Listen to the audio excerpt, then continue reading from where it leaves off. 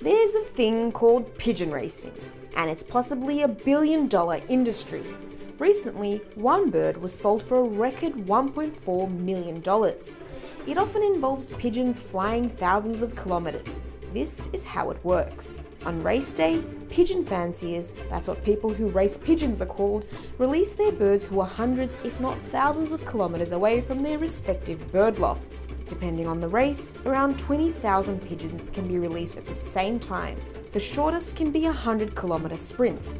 Long distance races can go up to 1,200 kilometers. The speed of the bird is calculated and the fastest bird wins the race. And it takes a pigeon 12 to 14 hours non-stop to travel around 1,000 kilometers. On hot days, they can take longer, as it's believed that they sometimes stop for a quick water break.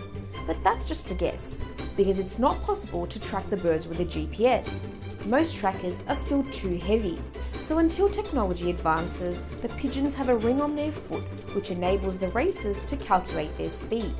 This is actually how the winners of the race are determined. Minutes after a pigeon arrives at its loft, the owner finds out the speed and the ranking of the bird online. Distance and wind can sometimes be a factor that determines who the winners are. So there's another type of racing. It's called one-loft racing. In this case, when a pigeon is born, it's sent to a collective loft. All the pigeons at these lofts belong to respective owners who train the birds at the collective loft. In the race, all the pigeons race back to their collective loft from a set point, competing under the same weather conditions and flying the same distance. This sport is not new. In many parts of the world, the sport was practiced in some form or the other, dating back thousands of years. But the modern form of the sport has its roots in Belgium, where the first long-distance races were held in the 19th century.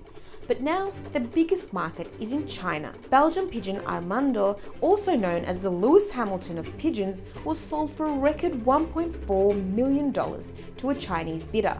He was sold for 3 times more than the previous record. And now, the new owner hopes that he'll pass on his super genes to his progeny. In China, you don't have casinos, but what is a good alternative for people in China to gamble, and they like to gamble a lot, is pigeon sport. If you want to win a lot of money with the pigeons, the Chinese are thinking we need to buy the best pigeons, genetics. Armando will be used for his mating in hopes that he'll pass his talent to his children and earn millions of dollars for his new owner. In the same auction, 7 of Armando's children were sold for $170,000 in total. A regular female pigeon can give 12 to 15 children a year. If well organized, Armando is expected to breed 100 children in a year. The Pioneer International Club in Beijing hosts a series of races where pigeons fly up to 500 kilometers for prize pots of over $60 million. And gambling prizes associated with these competitions spin off millions of dollars or more.